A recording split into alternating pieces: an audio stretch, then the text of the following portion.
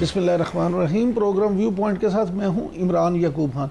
नाज़रीन, अमरीकी central commander जो हैं उन्होंने इख्तराफ़ किया है कि आज 140 जो फ़ौजी अहदाफ़ हैं उनको निशाना बनाया गया ईरान में।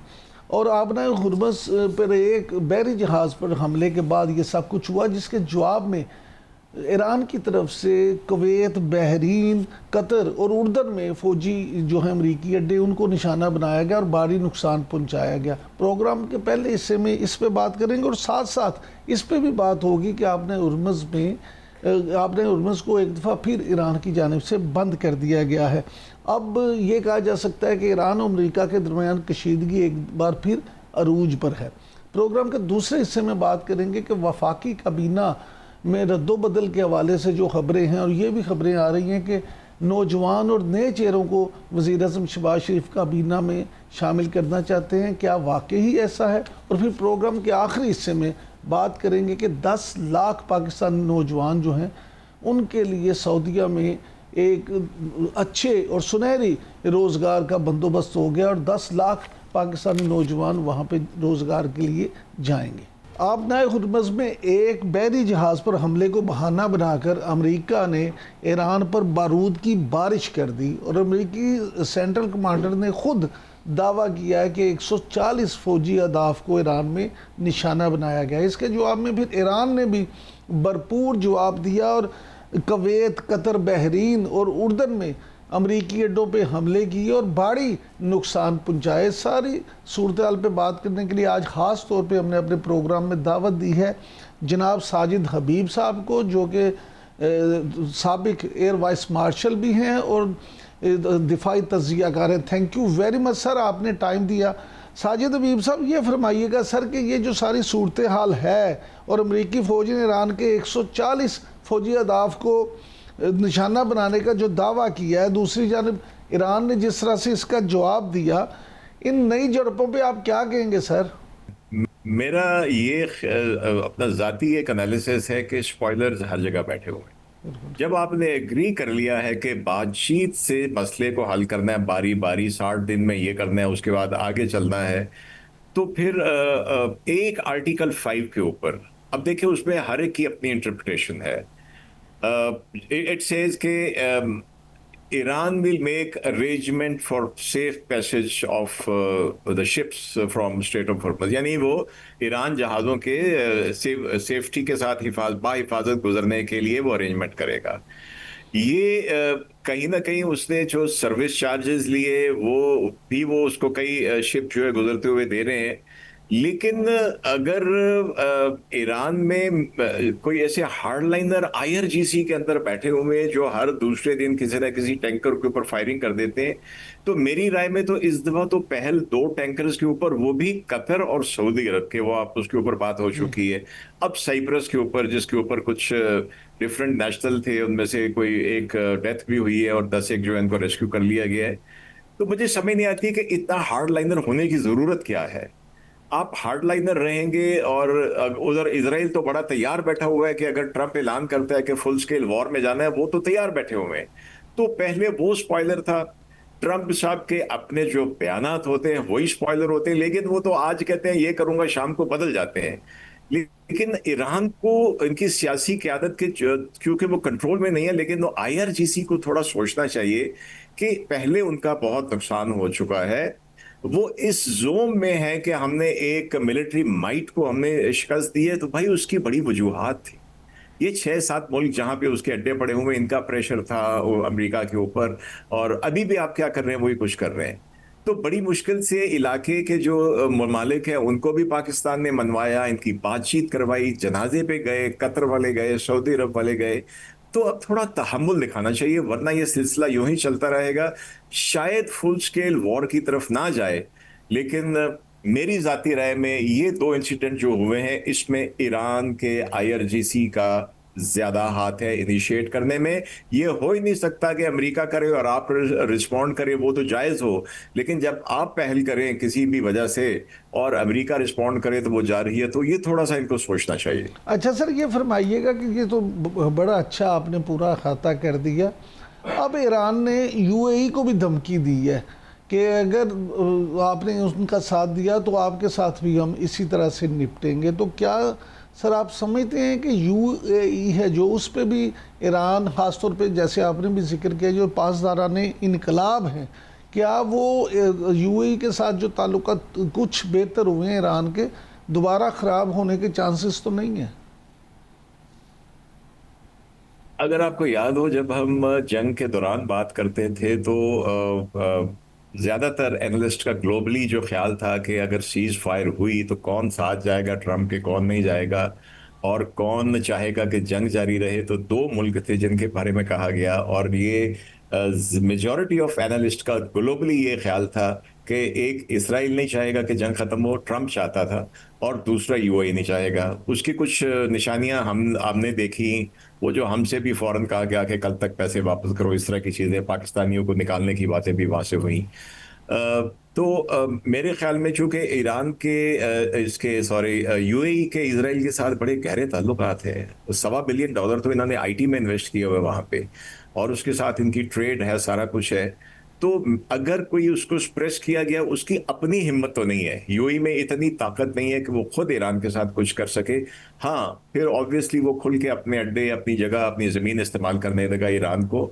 लेकिन अब झिझक है, पहले तो था लेकिन अब उनको पता चल गया है कि बहुत नुकसान हुआ है यूएई का। उसमें आपको जंग के पहले 10 दिन के अंदर 1 लाख ब्रिटिश जो थे वहां पे काम करने वाले, वो छोड़ के चले गए थे।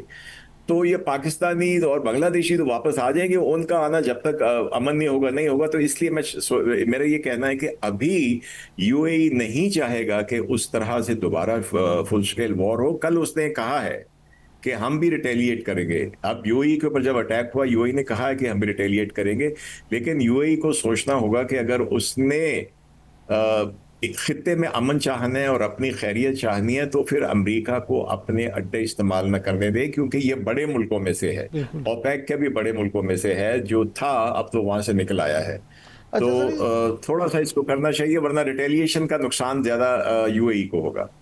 अच्छा सर ये फरमाइएगा कि ईरानी यूरेनियम जो है उसके हवाले से बातें हैं, और फिर सीएनएन की वो रिपोर्ट भी आपने ज़रूर आपकी नज़रों से गुजरी होगी, जिसमें उन्होंने इंटेलिजेंस राय के हवाले से दावा किया है कि जो एटमी प्लांट हैं वहाँ पे है और एटमी तनसीबात दोबारा काम हो रहा है।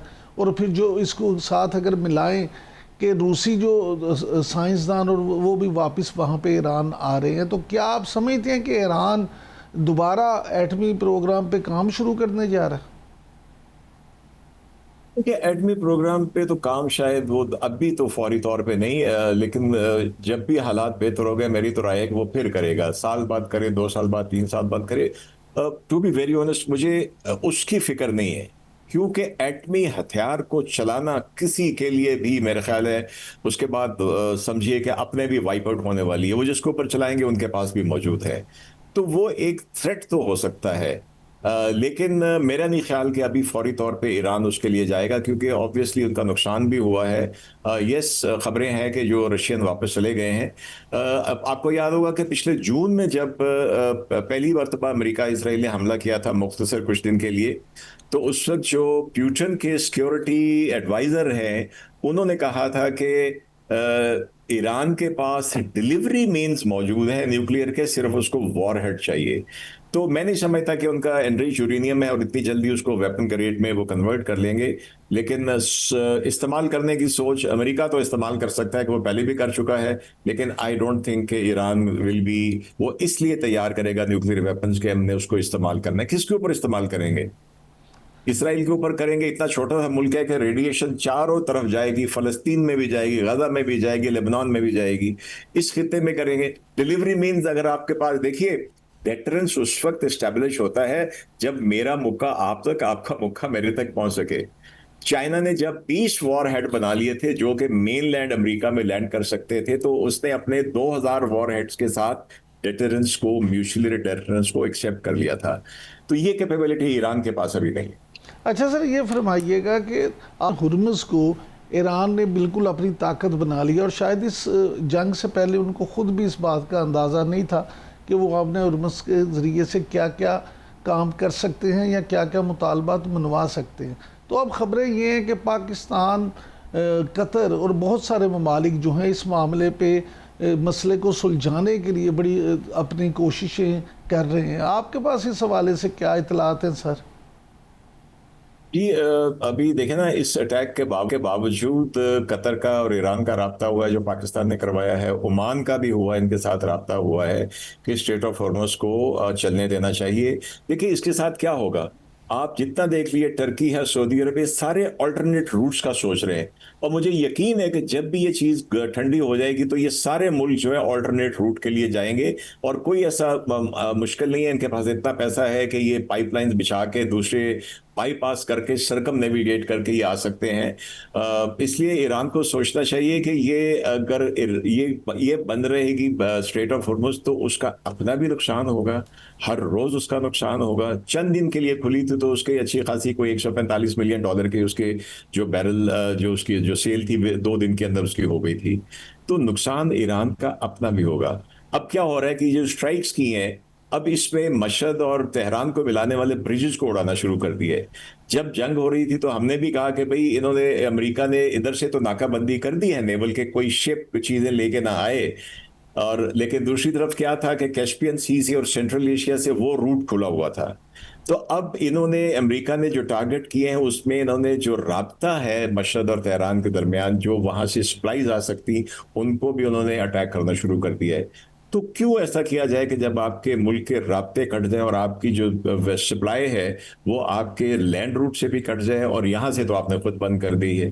थोड़ा तहम्मुल करना चाहिए इमरान साहब इनको। बिल्कुल। अच्छा सर, ये फरमाइएगा कि एक खबर के मुताबिक इसराइल ने अमेरिका ईरान मुआहदे को नाकाम बनाने के लिए अपनी तैयारी मुकम्मल कर ली है। ये भी कहा जा रहा है कि इसराइली फ़ौज ने इस सिलसिले में अपने लिए ईरान के अंदर नए अहदाफ की फहरिस्त भी तैयार कर ली है और इसराइल की जानिब से किसी भी ईरानी हमले का जवाब देने के लिए, वैसे तो ईरान कहता है हम तैयार हैं, लेकिन इसराइल ने खबर के मुताबिक तो सर ये है कि अहदाफ भी मुकम्मल कर रही है और बहुत सारी ईरानी क़यादत जो है वो भी उसकी हिट लिस्ट पे है।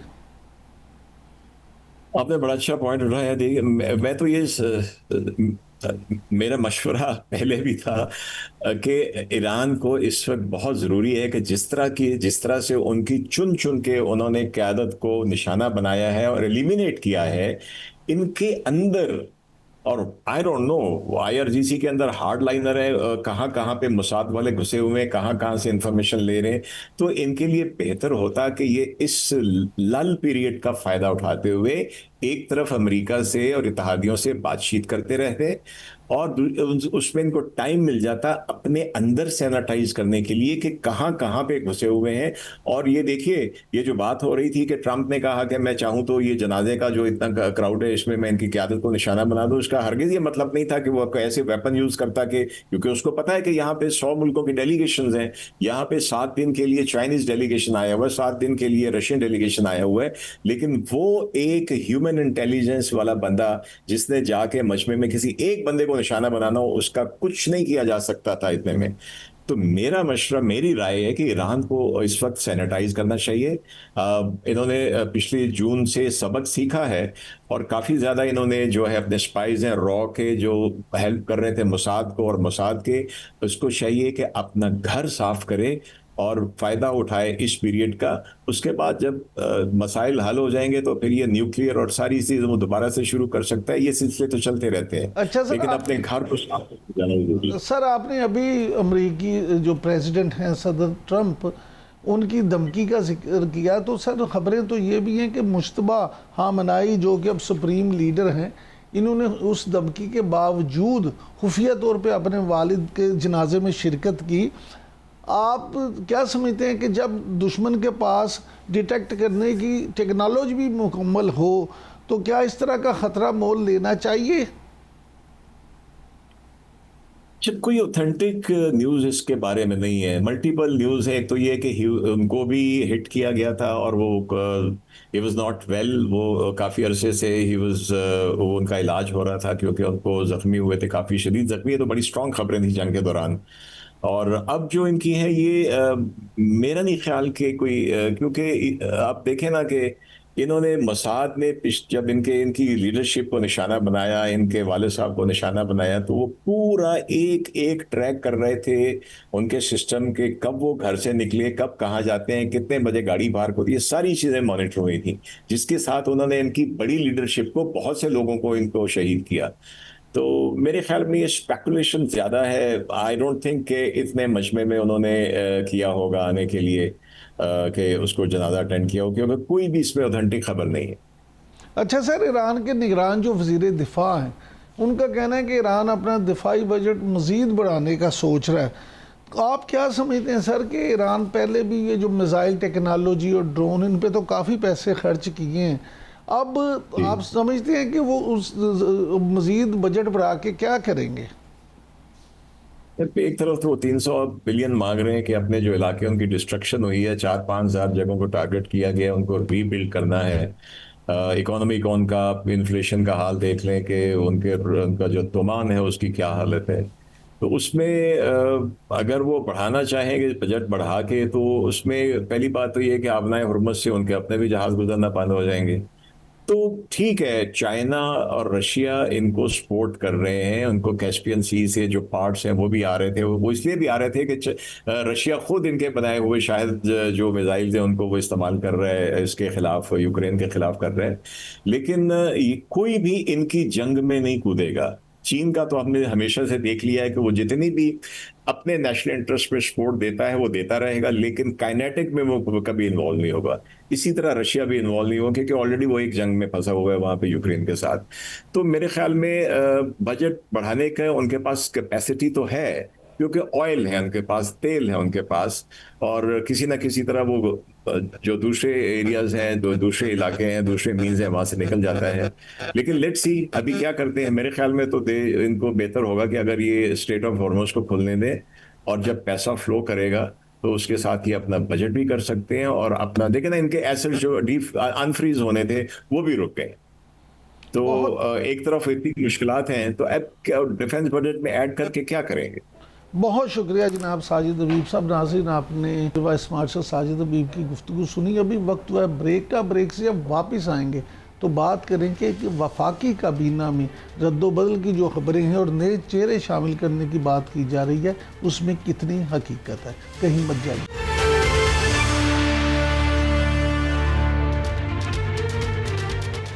वफाकी काबीना में एक बार फिर जो है रद्दोबदल की खबरें गर्म हैं, और इसके अलावा ये भी कहा जा रहा है कि वज़ीर आज़म मियां मोहम्मद शहबाज शरीफ इस दफ़ा काबीना में नौजवान चेहरों को शामिल करना चाहते हैं, और कुछ ऐसे भी वज़रा के बारे में खबरें आ रही हैं कि जिनके आपस में जो इख्तलाफात हैं, जिनकी वजह से काबीना में कुछ तब्दीली मुतवक्को है। क्या वाकई ही ऐसा है? इस सारे मौजू पे बात करने के लिए ख़ास तौर पे हमने आज जो है प्रोग्राम में मदऊ किया है जनाब हुज़ैफ़ा रहमान साहब को, जो कि वज़ीर ममलिकत बराए कौमी विरसा और सकाफ़त हैं।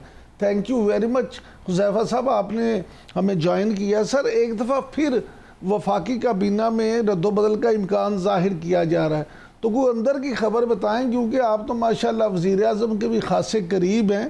कौन से वज़ीर आ रहे हैं, कौन से जा रहे हैं, क्या चक्कर क्या है? क्या वाकई ही वज़ीर आज़म को बाज़ वजारतों की कारकर्दगी पर अदम इत्मीनान है?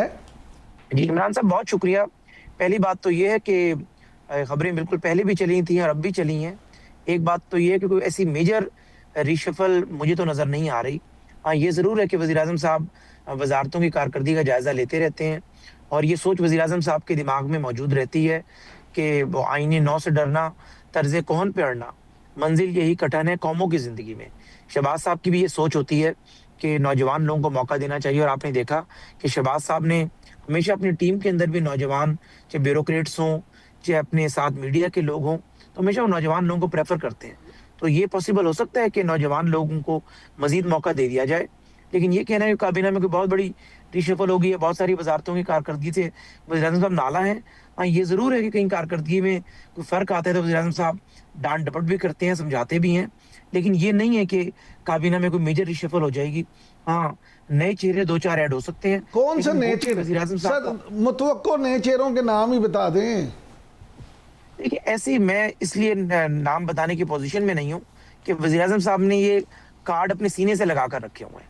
और लेकिन ये ज़रूर है कि अभी ज़मीनी इंतखाबात हुए थे, तो आपने देखा था कि वहाँ से उमर अयूब की बेगम के मुकाबले में जो जीते। इसी तरीके से अगर आप बात करें तो आबिद शेरली साहब भी माज़ी में काबीना का हिस्सा रहे, सेनेट में ज़रा लेट आए, तो ये लोग शामिल हो सकते हैं, लेकिन हतमी फैसला वज़ीर-ए-आज़म साहब ने करना है। अच्छा हुज़ैफ़ा जी, कुछ खबरें ऐसी भी हैं कि वफाकी वुज़रा में भी इख्तिलाफ़ात हैं। ख्वाजा आसिफ साहब का नाम आता है इसमें कि उनको बाज़ लोगों से इख्तिलाफ़ात हैं। अलीम खान साहब और मोहम्मद औरंगज़ेब साहब के हवाले से बातें होती हैं कि उनके इख्तिलाफ़ात हैं, झगड़े भी हुए हैं। तो ये जो चीज़ें हैं, आप इस हवाले से क्या कहेंगे सर? जी, इमरान साहब, गुज़ारिश है, मेरे बिल्कुल इल्म में नहीं कि कोई झगड़े वग़ैरह हुए। हाँ, ज़ाहिर है एक ओपिनियन का इख्तिलाफ़ रहता है, ओपिनियन का इख्तिलाफ़ हो सकता है, ख्वाजा साहब का हो सकता है, मुख्तलिफ़ लोगों से मुख्तलिफ़ लोगों का ख्वाजा साहब से हो सकता है, लेकिन मैं नहीं समझता कि इस लेवल का इख्तिलाफ़ मौजूद है कि कोई किसी को काबीना में बर्दाश्त नहीं कर रहा और काबीना चल नहीं पा रही, ऐसा कुछ नहीं है। मुझे तो ऐसा कोई एक्सपीरियंस देखने को नहीं मिला। कैबिनेट मीटिंग्स के अंदर सब लोग आपस में एक-दूसरे से मिलते हैं, वज़ीर-ए-आज़म साहब के ऑफ़िस में भी लोग आते हैं, छोटी-मोटी एक-दूसरे के खिलाफ शिकायत होती है, वज़ीर साहब उसे एड्रेस कर लेते हैं। लेकिन औरंगज़ेब साहब या अलीम खान साहब दोनों की अलग-अलग वज़ारत है, इख्तिलाफ़ की कोई वजह समझ नहीं आती, या ख्वाजा साहब की किसी इख्तिलाफ़ की वजह। हाँ, ये ज़रूर है कि ख्वाजा साहब की राय से मुख्तलिफ़ लोग इत्तेफ़ाक नहीं करते और मुख्तलिफ़ लोगों की राय से शायद ख्वाजा साहब इख्तिलाफ़ करते हों। तो भई ये मामला हो सकता है, लेकिन ये नहीं है कि कोई काबीना में झगड़े चल रहे हैं, सीनियर वज़रा जो है एक-दूसरे को जो है वो उनकी वज़ारतों के पैदर पे हुए हैं। मेरे पास ऐसी कोई मालूमात नहीं। जी। अच्छा, ये फरमाइएगा कि खैबर पख्तूनख्वा असम्बली में इमरात का जो बिल पास किया गया है, इस पर बड़ी ले-दे हो रही है। लोग कहते हैं कि अरकान असम्बली पे नवाज शरीफ की बारिश हो रही है। किसको कितना मिल रहा है? आप ये क्या समझते हैं कि हज़ारों की तादाद में अब तो ब्लू पासपोर्ट जो हैं वो पाकिस्तान में सियासतदानों को जारी हो चुके हैं, तो इस बिल पे आपकी क्या राय है?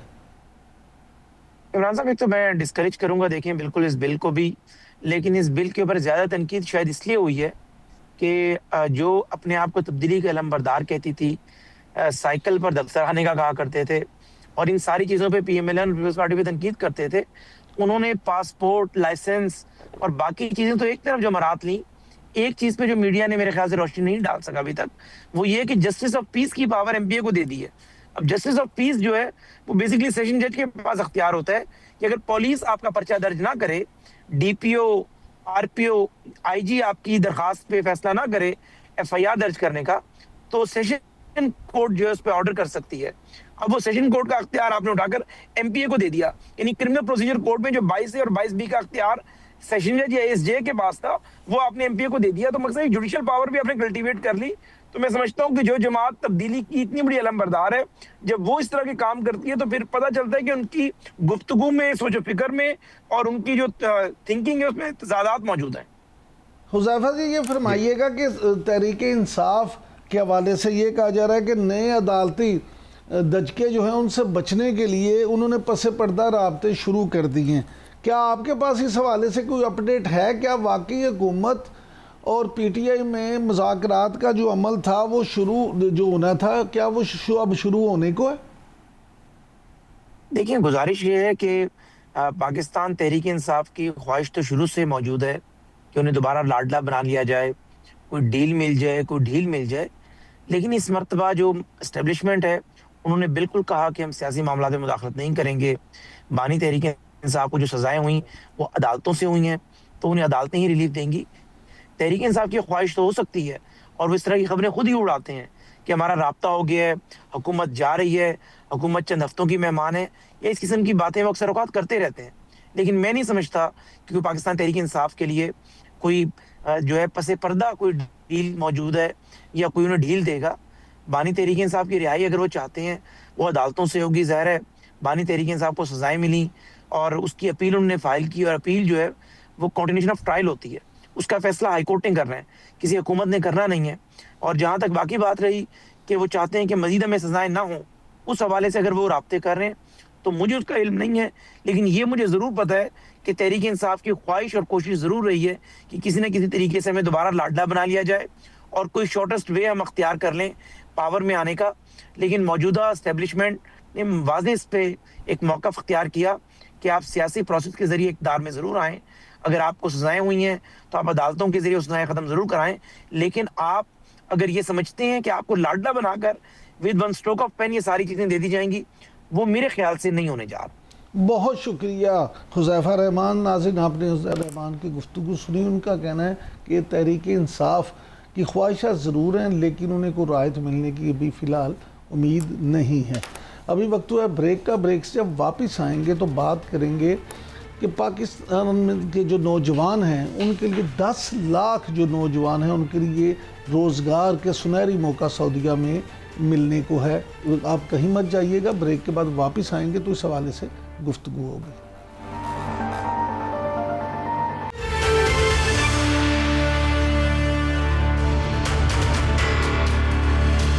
सऊदी अरब में रोज़गार के हवाले से पाकिस्तानी नौजवान जो हैं उनके लिए एक बड़ी खुशखबरी सामने आई है, और ये ख़बरें हैं कि पाकिस्तान और सऊदीया में एक मुआहदा जो है वो तय पा गया है, जिसके तहत 2030 तक 10 लाख पाकिस्तानी हुनरमंद नौजवान जो हैं वो सऊदीया में जाके अपना रोज़गार कमाएंगे। इसके अलावा यूरोप जाने वाले जो ख्वाहिशमंद नौजवान हैं उनके लिए भी एक खुशखबरी है कि यूरोपीय यूनियन के साथ भी पाकिस्तानी नौजवानों के हवाले से हुकूमत ने एक मुआहदा किया है। इन सारे मामलों पे गुफ्तगू करने के लिए ख़ास तौर पे हमारे साथ आज प्रोग्राम में मौजूद हैं डॉक्टर शाहिद हसन सिद्दीकी साहब, जो किसी तारुफ के मोहताज नहीं हैं और नावर माहिर मुआशियात हैं। Thank you very much doctor साहब, आपने टाइम दिया। सर, यहीं से शुरू कर लेते हैं कि सऊदी अरब में रोज़गार के ख्वाहिशमंद जो नौजवान हैं पाकिस्तानी, उनके लिए एक बड़ी खुशखबरी ये सामने आई है कि पाकिस्तान और सऊदीया में जो मुख्तलिफ शोबों में अफरादी क़ुव्वत का मुआहदा हुआ था, उसके तहत अब ख़बरें ये हैं कि 2030 तक 10 लाख जो हुनरमंद नौजवान हैं पाकिस्तानी उनको सऊदीया भिजवाया जाएगा। तो नौजवान सुनहरी मौके से किस तरह से फ़ायदा उठा सकते हैं सर? बहुत शुक्रिया आपका। ये एक बहुत ही अहम मौजू है, और मैं आपको ये अर्ज़ कर दूं कि मैं शायद पाकिस्तान में वाहिद आदमी हूं जो कई दिहाइयों से कह रहा हूं, कई दिहाइयों से, कि पाकिस्तान ने ये जो पॉलिसी अपनाई है कि अपनी मईशत को तरक्की दें, अपनी सनती ज़रूरी पैदावार बढ़ाएं और अपनी बरामदात बढ़ाएं, उसके बजाय सारा जोर जो लगा दिया है वो रेमिटेंसेस पर लगा दिया है। इसको मैं शुरू से कहता रहा हूँ, आग से खेलना। We are playing with fire, इसलिए कि हमारी गर्दन दूसरों के हाथ में है। पाकिस्तान गालिबन शायद दुनिया का एक आधी मुल्क ऐसा होगा जिनकी बरामदात कम है और उनकी रेमिटेंसेस बहुत ज़्यादा हैं। अगर मैं आपके नाज़रीन को ये बताऊं कि मेरा पड़ोसी मुल्क जो है, जो हमारा दुश्मन मुल्क, उसकी रेमिटेंसेस जो है 124 अरब डॉलर हैं, बड़ा मुल्क है, लेकिन उसकी जो एक्सपोर्ट्स हैं वो 800 अरब डॉलर से ज़्यादा है, यानी 6 गुना से ज़्यादा। हमारे यहाँ भी ऐसे ही हुआ करता था, 9/11 से पहले हमारे यहाँ भी बरामदात ज़्यादा होती थी, रेमिटेंस कम। उसके बाद मुशर्रफ ने एक कानून बनाया था 111(4) इनकम टैक्स ऑर्डिनेंस, कि जी बाहर से जो पैसा आएगा वो कोई नहीं पूछा जाएगा ये किसने भेजा है। तो वो बड़ी तादाद में ये शुरू हो गया कि कारकुनों की आड़ में यहाँ से चोरी का पैसा, स्मगलिंग का पैसा बाहर जाता है, वो रेमिटेंस के ज़रिए वापस आ जाता है। तो मेरी जो रिसर्च है, और मैं इस पर कायम हूँ, कि 1 लाख डॉलर की जो रेमिटेंस आती है उस पर टैक्सों की बद में हुकूमत को 50 लाख रुपया का नुकसान होता है। अब ये बात मैं बड़े अरसे से कह रहा हूँ, लेकिन एक बात आई, सुप्रीम कोर्ट में एक दफ़ा एक मुकदमा था, वहाँ पर हुकूमत की तरफ से ये बताया गया कि जनाब 1 साल में अगर 20 अरब डॉलर की रेमिटेंसेज आई और 15 अरब डॉलर पाकिस्तान से बाहर चला गया फॉरेन करेंसी अकाउंट्स के ज़रिए, तो आप ये देख लें कि ये हो क्या रहा है। मैं वज़ीर-ए-आज़म ने ये कहा है कि ये लाइफ लाइन है कि जो पाकिस्तान की रेमिटेंस हों, मगर मेरा कहना ये था कि आप तो दावा करते हैं export led growth, export led growth, मगर मेरे पास जो आदत शुमार है 22 से अब तक हमारी एक्सपोर्ट गिरी है। बराबर फ़ायदा उठाया। डॉक्टर साहब टेक्निकली आप बिल्कुल ठीक कह रहे हैं, लेकिन इशू ये है कि जब आपके मुल्क में इंडस्ट्री जो है वो परवान ना चल रही हो, दुनिया में आपकी एनर्जी के रेट्स दुनिया में इंतहाई जो हैं वो ज़्यादा हों, गैस महंगी हो, बिजली महंगी हो, पेट्रोल महंगा हो, उस तरह से काम ना हो रहा हो, तो फिर नौजवान बेचारे जो हैं रोज़ाना की बुनियाद पे हज़ारों की तादाद में जो हैं वो नौजवान जो हैं वो बेरोज़गार फिरते हों, तो फिर उनके पास क्या और चारा है स्वाइस इसके कि वो बेचारे बाहर चले जाएं और वहाँ पे जाके अपने लिए, अपने घर वालों के लिए, फैमिली के लिए बाइज्जत रोज़गार कमा लें। तो अगर मौजूदा हालात में देखा जाए सर, तो जो नौजवान हैं यहाँ पे हुनरमंद, उनके लिए तो ये सर वाकई एक सुनहरी मौका है ना।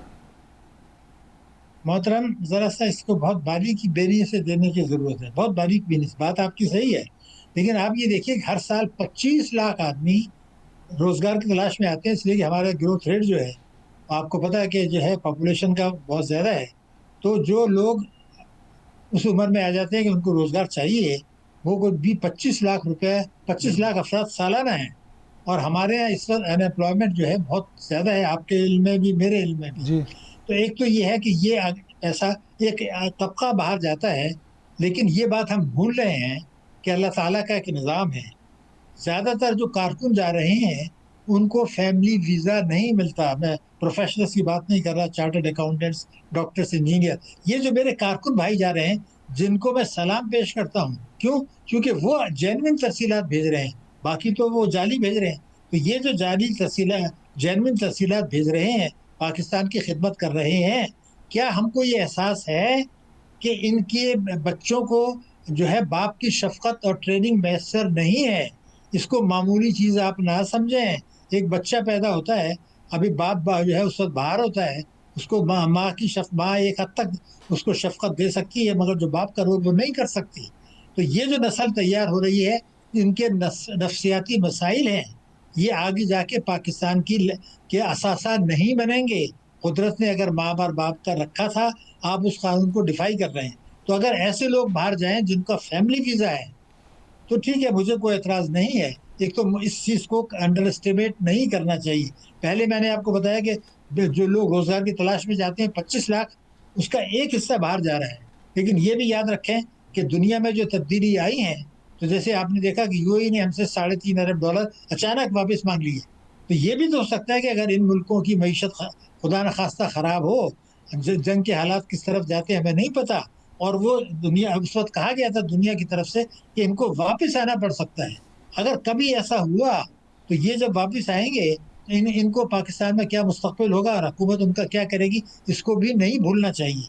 तीसरी ये था कि अगर आप रेमिटेंस बढ़ाते, लेकिन बरामदात को भी साथ में बढ़ाते, तो भी हमारे आंसू बुझ जाते। बिल्कुल ठीक है। मेरे पास जो आदाद शुमार डॉक्टर साहब, वो ये हैं कि डॉक्टर साहब अब ज़रा आगे चलते हैं। ये फरमाइएगा कि ग्वादर पोर्ट ने समुद्री तजारत में एक और संग मील अबूर कर लिया और पहला कमर्शियल बैंकरिंग ऑपरेशन मुकम्मल किया है। ऑपरेशन में LNG कैरियर को 2500 मैट्रिक टन समुद्री ईंधन फराहम किया गया। क्या ग्वादर पोर्ट जो है सर, वो बैनुल अक़वामी तजारत के लिए आप समझते हैं कि एक फाल मैरीटाइम हब बन के उभर रहा है? देखिए मोहतरम, बात ये है कि ये बहुत खुशाइन बात है। ये ग्वादर पोर्ट जिस वक्त बनाई गई थी, तो ये मेरे ख्याल से हमारे इसके सबसे बेहतरीन है इस खत्ते के अंदर, लेकिन उसके लिए कुछ कंडीशंस थी। मैं इसको बहुत खैर मकदम करता हूँ, ये कोई मामूली कारनामा नहीं है ग्वादर बनाना। लेकिन क्या मैंने जाके देख लिया है, मैं आज आपको रिकॉर्ड पे बता रहा हूँ, वहाँ के लोगों को पानी मैसर नहीं है, वहाँ पर बिजली मैसर नहीं है, कई घंटे रोजाना बिजली जाती है। ग्वादर पोर्ट से कनेक्टिविटी बुनियादी शर्त है। देखिए, पोर्ट तो आपने बना दी, अल्हम्दुलिल्लाह, चीन ने भी उसमें मदद की, बन गई, बहुत बड़ा कारनामा है। लेकिन क्या कनेक्टिविटी है? चीन ने तो कॉरिडोर बना लिया, लेकिन क्या उसके दूसरों शहरों के साथ कनेक्टिविटी है? तो ये जो एक पेशरफ्त हुई है जिसका आपने जिक्र किया, इसका मैं खैर मकदम करता हूँ। लेकिन ये हमेशा याद रखना चाहिए कि इसको अगर डेवलप होना है, तो मुकामी आदमी को वहाँ पर ये तवक्को होनी चाहिए कि उसको भी वहाँ फ़ायदा पहुँचेगा, वो उसका मुखालिफ ना हो। मैंने जो जाके वहाँ पर देखा है, मैं आपको जिम्मेदारी से बता रहा हूँ, मुकामी आदमी इससे खुश नहीं है। वही समझते हैं कि जी हमारी वसाइल बाहर जा रहे हैं। अगर आपको ये चाहिए था कि वहाँ पर साफ पानी देते, वहाँ पर बिजली आती, वहाँ पर लोगों को, अब बैंकों को मैंने उस वक्त तजवीज़ दी थी कि जनाब बैंकों से कर्जे दिलाए जाएं, बैंक बेनजीर इनकम सपोर्ट से वहाँ ज़्यादा फंड दिए जाएं और लोगों को जो है रिस्क दिया जाए, ताकि उनको ये पता चला कि ये जो तरक्की हो सकती है और होनी चाहिए, उससे उनका मुस्तकबिल महफूज है। आपने देखा कि हम इस वक्त बलूचिस्तान में जो साजिशें चंद रोज़ में हुई हैं, आपके इल्म में भी हैं, दुनिया के इल्म में भी हैं, इसमें बैरूनी ताकतें मुलव्विस हैं। बैरूनी ताकतों की कोशिश ये है कि हमारे केपी में आप देखें दहशतगर्दी की बेतहाशा वारदातें हो रही हैं। क्यों? ताकि हम अफगानिस्तान के साथ, सीआई स्टेट के साथ मशरकी जो रियासतें हैं बेशहासा तिजारत कर सकते थे, उसको रोकने के लिए वहाँ दहशतगर्दी कराई जा रही है। और बलूचिस्तान में जो अच्छा कुछ हुआ डॉक्टर है, साहब, आपके इल्म में भी अच्छा डॉक्टर साहब, जल्दी से सिर्फ ये फरमाइएगा कि आईएमएफ जो है वो 14 माह में पाकिस्तान को मजीद 3.60 अरब डॉलर यानी 3.60 अरब डॉलर कर्ज देगा और सितंबर 2027 तक जो है मजमूई तौर पे 7 अरब डॉलर जारी होंगे। तो क्या ये कर्ज पहले से जारी प्रोग्राम के तहत मिलेगा या कोई नया प्रोग्राम शुरू किया जा रहा है? जी बिल्कुल, ये पाकिस्तान का जो जो प्रोग्राम था उसका जो कुछ पैसा मिल चुका है, कुछ मिलना बाकी है।